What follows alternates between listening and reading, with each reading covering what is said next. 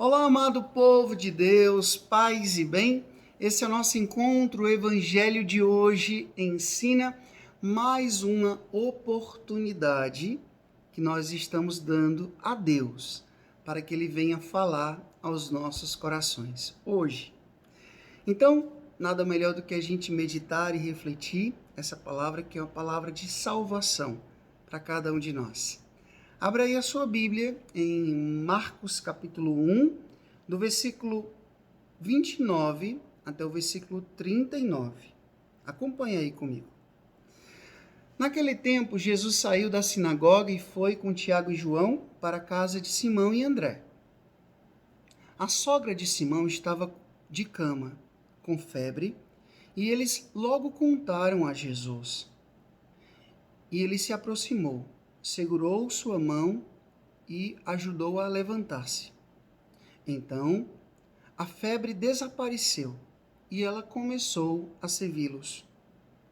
À tarde, depois do pôr do sol, levaram a Jesus todos os doentes e os possuídos pelo demônio.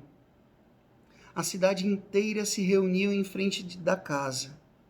Jesus curou muitas pessoas de diversas doenças e expulsou muitos demônios. E não deixava que os demônios falassem, pois sabiam quem ele era. De madrugada, quando ainda estava escuro, Jesus se levantou e foi rezar num lugar deserto. Simão e seus companheiros foram procurar Jesus. Quando o encontraram, disseram: "Todos estão te procurando." Jesus respondeu: "Vamos a outros lugares e às aldeias da redondeza. Devo pregar também ali, pois foi para isso que eu vim." E andava por toda a Galiléia, pregando em suas sinagogas e expulsando os demônios. Palavra da salvação, glória a vós, Senhor. Vivenciando a graça desse tempo comum, contemplando e meditando o mistério da vida pública, da vida missionária de nosso Senhor, hoje, quando eu lia, meditava esse evangelho, me chamou muita atenção esse movimento de Jesus na sua vida pastoral, na sua vida missionária. Lembra que no evangelho de ontem, Jesus expulsou o demônio de um homem que estava ali dentro da sinagoga. Hoje Jesus chega na casa da sogra de Pedro e ela está com febre. Jesus cura então a sogra de Pedro, ela começa a servi-los. Depois começa a aparecer gente de todo canto, enfermos de todo lugar. As pessoas traziam para que Jesus curasse, as pessoas endemoniadas também. Então a fama de Jesus começou a se espalhar. Cafarnaum era um lugar, como eu já disse, estratégico para que a comunicação, acontecesse. Então passava gente ali e começava a levar para todo lugar, já que naquela época não existia os meios de comunicação como a gente tem hoje, Então, a fama de Jesus começou a crescer cada vez mais. Mas eu achei interessante, e aqui eu queria chamar a sua atenção, essa segunda parte do evangelho de hoje.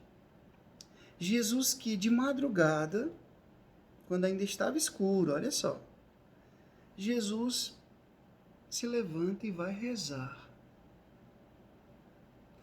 Olha que bonito, gente. Para nós que somos missionários, para nós que somos cristãos, um outro Cristo no mundo, a vida não é só de atividade o tempo todo. A gente precisa aprender com Jesus isso. A gente precisa ir, sim, Jesus falou, ide por todo mundo, pregai o evangelho a toda criatura, mas a gente precisa tomar cuidado com o ativismo. O ativismo é um veneno na vida de um missionário, na vida de um consagrado.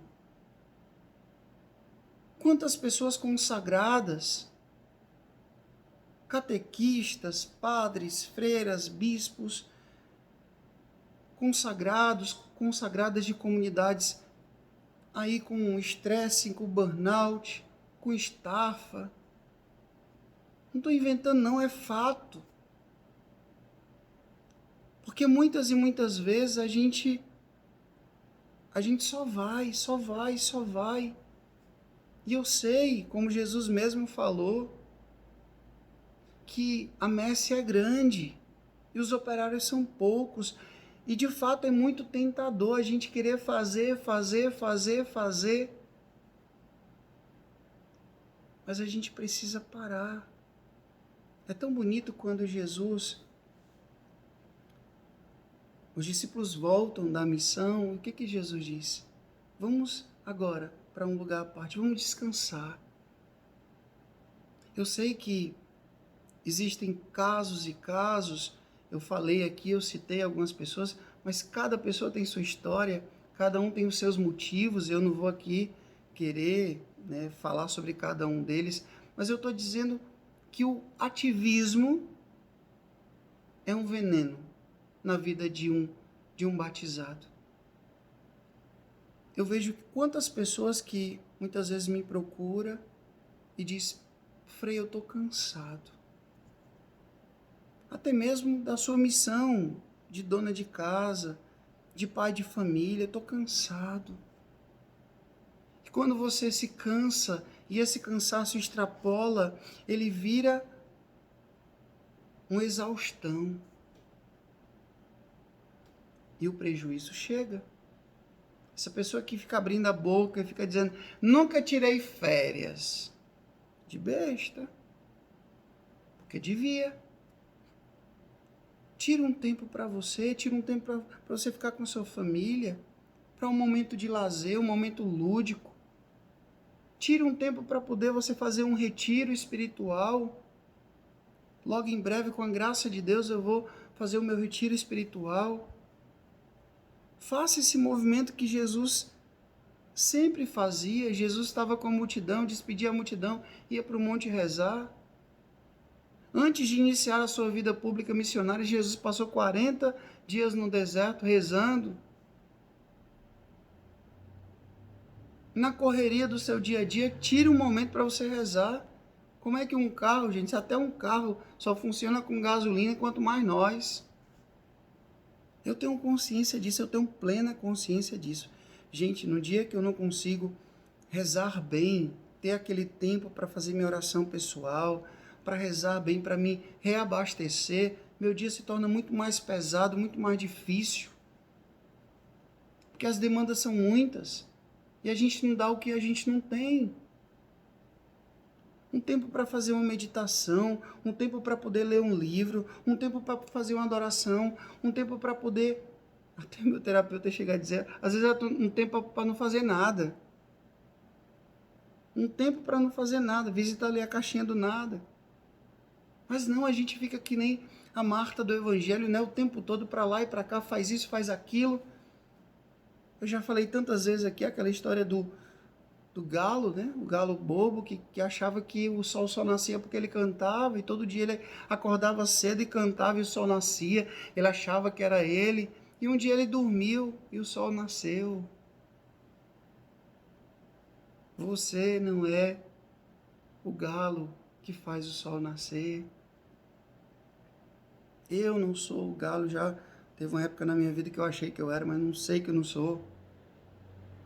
Então, faz como Jesus. Vê aqui o tanto de gente que Jesus atendeu, mas ele acordou cedinho ali, saiu e foi rezar. E é tão bonito, gente, que quando os discípulos o encontraram, todos estavam te procurando. Jesus disse: vamos a outras cidades, vamos a outras aldeias. Essa decisão de Jesus nasceu de quê? Nasceu de um diálogo com o Pai. Não dá mais para ficar só aqui, vão a outros lugares. As decisões da minha vida, da sua vida, precisam ser tomadas na oração. Os seus projetos, os seus sonhos precisam ser apresentados para Deus. É isso mesmo que Deus quer, esse namoro é Deus quer, esse noivado Deus quer, esse casamento Deus quer. Esse empreendimento que você vai começar, Deus quer. Quantas e quantas vezes eu paro, estou pensando uma coisa, estou com ideia. Jesus, é isso mesmo? Veja, Jesus tomou uma decisão e essa decisão, eu tenho certeza, ele conversou com o Pai.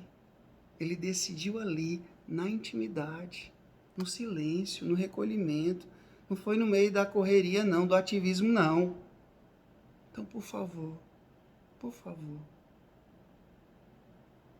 faça como Jesus. Tire esse tempo para entrar em intimidade. Esse tempo para o silêncio, esse tempo para a oração, esse tempo para o descanso. Nós precisamos, isso não é luxo, é necessidade. Eu tenho certeza que você vai ser muito mais sereno, muito mais feliz, vai ficar muito melhor. Até o seu humor com certeza vai melhorar. Que a gente possa aprender com Jesus. Ir, porque precisamos ir mesmo, somos missionários, mas também saber voltar e nos preencher, nos reabastecer para ter o que oferecer depois. O Senhor esteja convosco, Ele está no meio de nós, que Deus Todo-Poderoso vos abençoe. Ele que é Pai, Filho e Espírito Santo, Deus os deu céu, paz e bem, curta, comente, compartilhe esse vídeo, faça essa palavra chegar a mais e mais pessoas. Paz e bem, até amanhã, se Deus quiser.